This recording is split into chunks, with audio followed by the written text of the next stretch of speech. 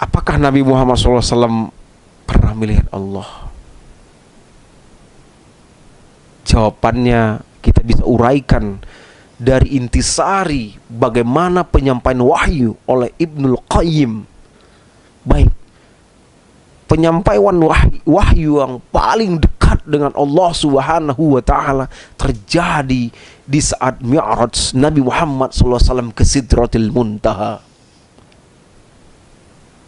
Ketika wahyu ataupun risalah kewajiban menjalankan sholat, Allah sendiri melalui kalamullah. Kalamun berarti perkataan. Tapi saya secara pribadi tidak bisa menyimpulkan kalamullah itu adalah ucapan Allah, kata-kata Allah, suara Allah kepada Nabi Muhammad SAW secara langsung. Karena kita mengetahui bahwasanya saat itu tidak ada perantara antara Allah melalui kalamnya kepada Nabi Muhammad SAW. Terkadang itu melalui malaikat Jibril alaihissalam, Ruhul Kudus ataupun Ruhul Amin. Akan tetapi malaikat Jibril dalam risalah solat ini bukan melalui beliau. Jadi kondisi yang paling terdekat adalah ketika kalamullah bisa didengar langsung oleh Nabiullah Muhammad Sallallahu Alaihi Wasallam. Kenapa hal ini kita bahas, teman-teman? Karena ulama baik salaf ataupun khalaf itu menyepakati ketika terjadinya Isra Mi'raj, khususnya Mi'raj dari Al-Aqsa ke Sidratil Muntaha, bahwa Mi'raj itu diikuti oleh jasad dan ruhnya Nabi Muhammad Sallallahu Alaihi Wasallam. Artinya bukan saja rohnya yang ke Sidratil Muntaha, akan tetapi diikuti oleh jasad Nabi Muhammad Sallallahu Alaihi Wasallam.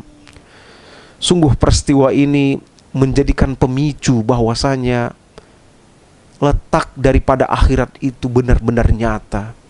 Wal akhiratu khairu wa abqa. Akhirat itu lebih baik dan dia lebih kekal.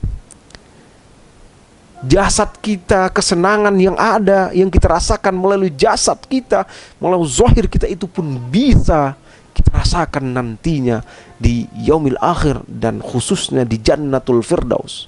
Karena apa? Mi'raj Nabi Muhammad SAW diikuti oleh roh dan jiwa dan juga jasadnya Nabi Muhammad SAW. Sehingga terjadi dalam pikiran kita, di mana sih letaknya surga itu? Apakah dia dekat? Apakah dia jauh?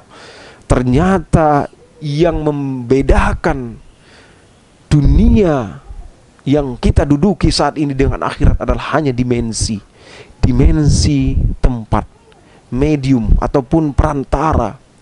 Bisa saja surga itu dekat dengan kita, di sekitaran kita, di sekitaran bumi atau di galaksi Bima Sakti ini. Akan tetapi dimensinya berbeda, sehingga untuk mencapai di sana tidak semudah yang kita inginkan.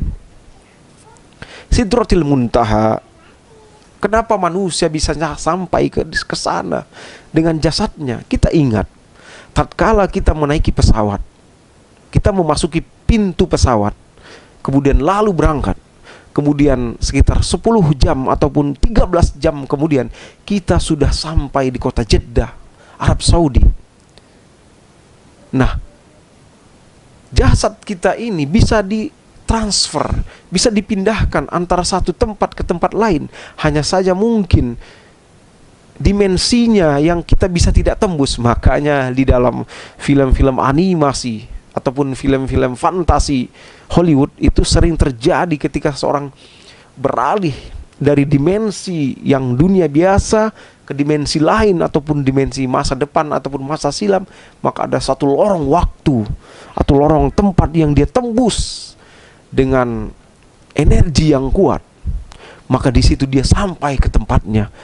Mungkin ini bisa satu pemicu untuk membuka minda kita, pemikiran kita terkait nantinya bahwa hari akhirat itu benar.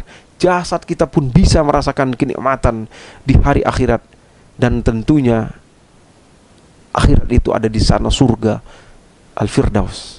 Demikian, wassalamualaikum warahmatullahi wabarakatuh.